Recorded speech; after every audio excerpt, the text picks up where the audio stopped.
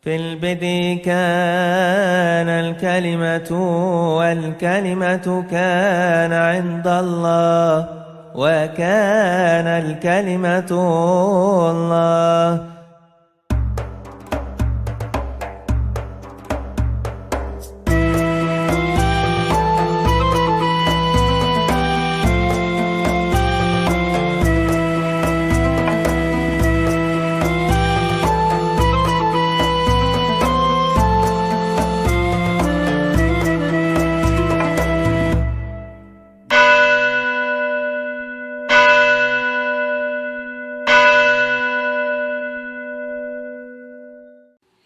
Assalamualaikum Besim Hamasyah. Kita memasuki bulan Desember yang biasanya dikenal sebagai bulan salah paham. Salah paham secara khusus kepada iman Kristen. Sebentar lagi akan berseliweran hujatan tentang Yesus anak Allah, haramnya mengucapkan selamat Natal. Mungkinkah Yesus lahir 25 Desember dan hal-hal yang serupa dengan itu. Padahal saudara-saudara, dalam konteks hubungan Kristen Islam di Indonesia, ini seringkali dilihat secara simplistis, seolah-olah haramnya ucapan Natal oleh kelompok Islam tertentu itu secara representatif dianggap mewakili seluruh umat Islam. Inilah yang harus kita cegah. Jangan sampai terjadi penilaian yang hantam kromoisme. Ternyata tidak semua ulama mengharamkan ucapan selamat Natal. Untuk lebih jelasnya mari kita saksikan dulu tayangan berikut ini. Dia mengucapkan kepada saya, Habib Rizik, selamat Natal. Saya tahu artinya, selamat hari lahir Yesus Kristus anak Tuhan. Sebagai anak Tuhan, mestinya saya tersinggung. Untuk lu gak kepret. Nah kalau kita tersinggung kan mestinya kita kepret, betul? Tuhan aja lu, anak Tuhan dari mana? Kalau Yesus anak Tuhan, bidangnya siapa? Karena orang yang mengucapkan selamat Natal, maka dia sudah mengakui tiga. Yang pertama, mengakui bahwa Isa anak Tuhan. Yang kedua, mengakui bahwa Isa lahir 25 Desember. Yang ketiga, mengakui bahwa Isa mati di palang salib. Ketiga-tiga ini dibantah oleh Al-Quran. Bahwa Isa anak Tuhan dibantah. Laqad kafaral ladzina qalu innallaha salisu salasah. Kafirlah orang yang mengatakan Isa Trinitas dan anak Tuhan. Saya duga keras persoalan ini hanya di Indonesia. Oh gitu ya Pak? Kenapa Pak? Kenapa Pak? Saya lama di Mesir. Ya, saya kenal sekali dan itu sering saya baca di koran. Ulama-ulama Al-Azhar berkunjung kepada pimpinan umat Kristiani mengucapkan selamat Natal. Begitu. Ya. Saya tahu persis ada ulama besar di Suriah memberi fatwa bahwa itu boleh. Fatwanya itu berada dalam suatu buku dan bukunya itu diberikan pengantar oleh ulama besar lainnya, Yusuf Al-Qaradawi, yang di Syria itu namanya Mustafa Zarqa. Dia katakan mengucapkan selamat Natal itu adalah bagian dari basa-basi hubungan baik. Dia bilang tidak mungkin, menurut beliau, tidak mungkin teman-teman saya dari umat Kristiani datang mengucapkan selamat Hari Raya Idul Fitri. Menurut saya tidak dilarang itu. Dan menurut beliau, itu dalam bukunya yang ditulis, bukan jawaban lisan, ditulis, dia katakan kita sekarang perlu menunjukkan kepada masyarakat dunia bahwa agama ini penuh toleransi. Kalau tidak kita makin dituduh teroris. Ya, menariknya ketika Rizik Syihab mengatakan kalau Tuhan punya anak, siapa bidannya? Kalau Ustadz Abdul Somad mengatakan ada 3 hal yang terjadi apabila seorang muslim mengucapkan selamat Natal. Pertama, mengakui sebagaimana keyakinan Kristen bahwa Yesus anak Allah. Kedua, mengakui bahwa Yesus lahir 25 Desember, padahal tuduhnya 25 Desember adalah perayaan Mitra, Dewa Matahari. Dan yang ketiga, mengakui Yesus mati di salib, padahal ketiganya ditolak oleh Al-Quran. Nah, satu dari tiga keberatan ini akan saya uraikan dalam tayangan ini. Tetapi menurut Profesor Dr. Quraish Shihab, seorang ahli tafsir yang sangat mumpuni di Indonesia, ternyata membolehkan ucapan Selamat Natal dengan catatan bahwa orang Islam memahami Isa Al-Masih di dalam perspektif teologisnya sendiri, Al-Quran, bukan sebagai anak Allah, bukan sebagai Tuhan. Kalau itu tidak ada masalah. Bahkan menurut beliau adalah sebuah sopan santun komunikasi tatkala Islam mengucapkan Selamat Natal dan Kristen mengucapkan Selamat Idul Fitri. Dan itu biasa terjadi di Timur Tengah. Biasa terjadi di Al-Azhar, bisa terjadi di Palestina, dan kata beliau, saya menduga keras itu hanya terjadi di Indonesia. Maksudnya pengharaman Natal itu memang hanya heboh di Indonesia. Itu pandangan para ulama yang boleh kita jadikan referensi tatkala kita menyikapi bulan salah paham ini. Tapi satu hal yang ingin saya tekankan bahwa jangan pukul rata bahwa tidak semua orang Islam itu mengharamkan ucapan Selamat Natal. Nah, sekarang yang berikutnya adalah terlepas bagaimana orang memahami tentang haramnya Natal dalam perspektif Al-Quran dan tafsir yang mereka anut.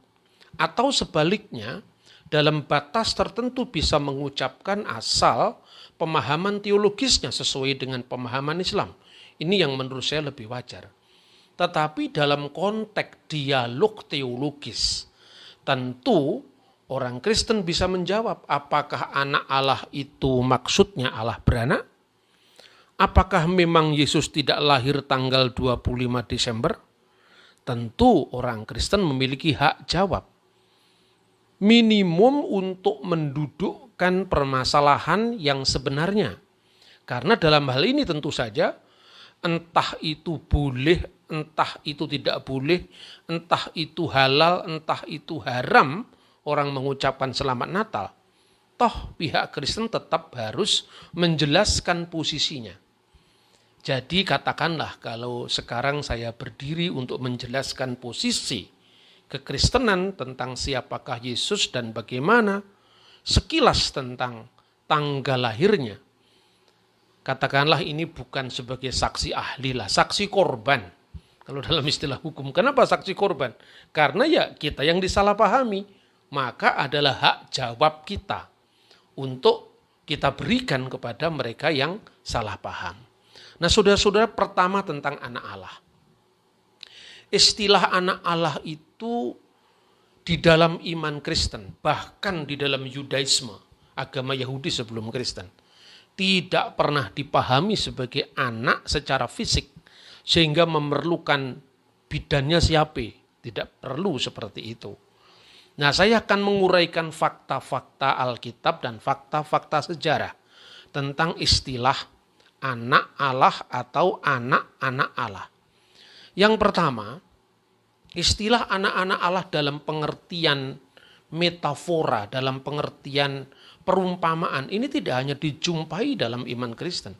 Jauh sebelum masa Kristen itu sudah dipakai. Misalnya, penemuan naskah-naskah Laut Mati yang spektakuler tahun 1947. Di antara naskah-naskah yang ditemukan di Laut Mati atau di Wadi Qumran, selain naskah-naskah Alkitab Perjanjian Lama yang berusia lebih dari 2000 tahun. Dan ini adalah penemuan sejarah yang terspektakuler di dunia.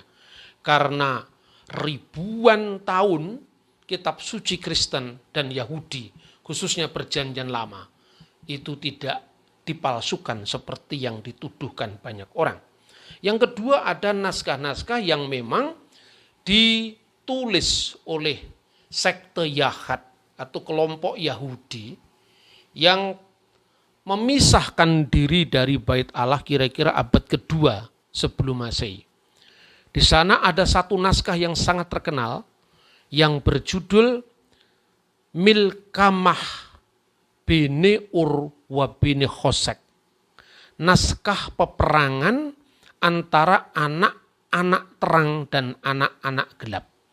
Nah, disebut anak terang dan anak-anak gelap tentu tidak harus bertanya siapakah istrinya terang, siapa bidannya Pak Gelap, tentu bukan itu. Itu satu perumpamaan. Dan dalam latar belakang yang sama, maka apabila di dalam Injil dan Perjanjian Baru ada istilah anak-anak terang misalnya. Di dalam Efesus pasal 5 ayat 6. Hiduplah sebagai anak-anak terang atau berjalanlah sebagai anak-anak terang. Di dalam bahasa Suryani atau bahasa Aramaik adalah Benai Nuhra. Benai Nuhra hakil hakana haleko. Hendaklah kamu berjalan sebagai anak-anak terang. Mengapa? Karena Tuhan, karena Allah itu diibaratkan sebagai terang. Maka ada ungkapan Allah Nuhra. Allah itu adalah terang. Dan saya kira Anda bisa bandingkan misalnya di dalam Al-Quran surah Nur. Allahu nurus samawati wal ard dan seterusnya. Jadi itu adalah perumpamaan-perumpamaan yang tidak bisa dipahami secara harfiah. Begitu juga apabila istilah anak-anak Allah itu diterapkan. Tidak harus dipahami Allah itu beranak seprimitif keyakinan orang-orang Arab pra-Islam yang kemudian diluruskan oleh Islam. Maka muncullah kata-kata lam yalid walam yulad walam yakulahu kufuwan ahad. Harus saya jelaskan saudara-saudara. Umat Kristen 1000% percaya bahwa Allah itu lam yalid walam yulad. Karena memang konteksnya ketika ungkapan itu muncul. Sorry, saya tidak ingin memasuki wilayah tafsir agama lain, tidak. Tetapi saya membaca sendiri dalam tafsir-tafsir Al-Quran yang sudah beredar dan ditulis. Bahwa konteksnya lam yalid walam yulad itu terutama diarahkan kepada keyakinan jahiliyah pra-Islam. Di mana Al-Lata, Al-Usa, dan Manat itu disebut sebagai putri-putri Allah. Banatullah. Tapi tentu ini berbeda tatkala iman Kristen menggunakan idiom anak-anak Allah.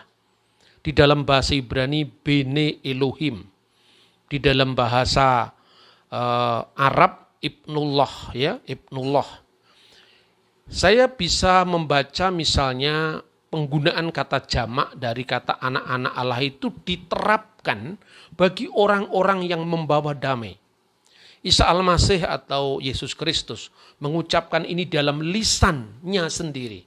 Dalam bahasa yang dipakai oleh Yesus. Tubaihon labdai selama. Berbahagialah orang yang membawa damai. De abnauhi de allaha netkrun. Karena mereka akan disebut anak-anak Allah. Dan terjemahan dari bahasa Arab dari ungkapan anak-anak Allah yang tercatat di dalam Injil Matius pasal 5 ayat 9 yang termasuk khotbah di atas bukit. Dalam bahasa Arabnya tuba lisoni issalam li annahum abnallahi yud'un. Berbahagialah orang yang membawa damai karena mereka akan disebut anak-anak Allah. Ini satu ayat yang diucapkan dalam pidato Natal oleh Presiden Yasser Arafat setiap tahun dalam Natalan di Bethlehem. Nah saudara-saudara, jadi anak Allah ini maknanya bukan Allah itu beranak secara fisik. Dan banyak kata lain di dalam bahasa Ibrani, bahasa Aramaik, bahasa Arab yang tercatat di dalam teks-teks kekristenan itu tidak bermakna Allah itu beranak secara fisik. Kata yalat yang artinya anak atau memperanakkan itu sering muncul dalam ungkapan toledot. Toledot itu artinya bisa silsilah, ya, secara genealogis, bisa dalam pengertian book generation, ya, tapi juga bisa dalam pengertian riwayat langit dan bumi. Jadi bukan sekedar anak-anak secara fisik yang diperanakkan, tetapi asal usul itu juga bisa disebut toledot. Misalnya di dalam kitab Taurat, Sefer Bereshit atau kitab Kejadian pasal 2 ayat 4 disebutkan eleh toledot hasamayim ve'et sa'aret. Inilah riwayat langit dan bumi. Maksudnya riwayat langit dan bumi pada hari dia diciptakan oleh Tuhan. Tetapi juga bahasa yang sama, kata toledot yang berasal dari kata yelet tadi juga dipahami sebagai silsilah. Misalnya di dalam kitab Taurat pula, kitab Kejadian pasal 5 misalnya ayat 1. Zeh Sefer Toledot Adam. Inilah silsilah dari Adam, bayom baru Elohim, ketika diciptakan oleh Allah.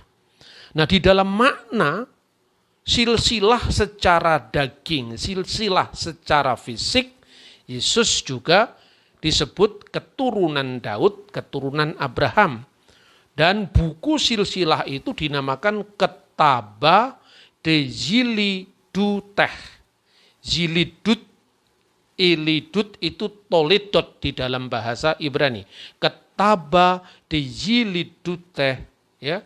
Inilah silsilah de iso Mesiha dari Yesus Kristus breh di David breh di Abraham. Anak Daud artinya keturunan Daud, anak Abraham artinya keturunan Abraham, tidak anak secara langsung dalam pengertian diperanakkan. Sebab Yesus diperanakkan oleh Bunda Maria. Nah, inilah penggunaan kata-kata Arab atau Ibrani atau Aramaik dengan anak. Dan bahasa Arab pun juga demikian. Kata bin itu tidak hanya berarti anak secara langsung, tapi juga keturunan. Misalnya, kitab Miladi Yesus Al-Masih ibnu Dawud ibnu Ibrahim. Inilah silsilah Yesus Kristus, anak Daud, anak Ibrahim, artinya keturunan Daud, keturunan Ibrahim.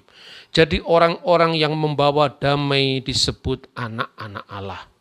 Orang-orang yang cinta damai, siapapun orangnya, apapun agamanya, dia disebut anak-anak Allah.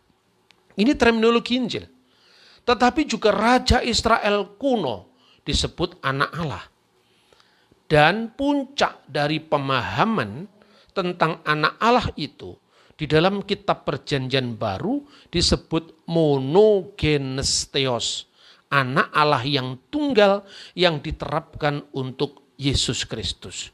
Penerapan kata anak Allah yang tunggal untuk Yesus Kristus itu merujuk kepada praeksistensi Kristus sebagai firman Allah.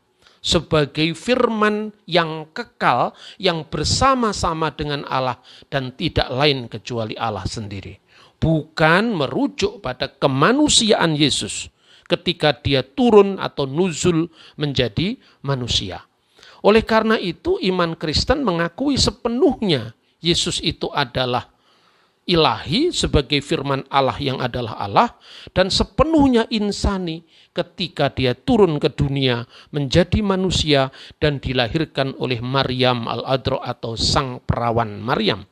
Maka di dalam iman Kristen sepanjang segala abad mengikrarkan dalam kanun al-iman, dalam pengakuan iman mereka bahwa Yesus al-Masih, bahwa Yesus Kristus itu kamilu billahud wa kamilu bin nasud. Jadi sepenuhnya Allah dan sepenuhnya manusia.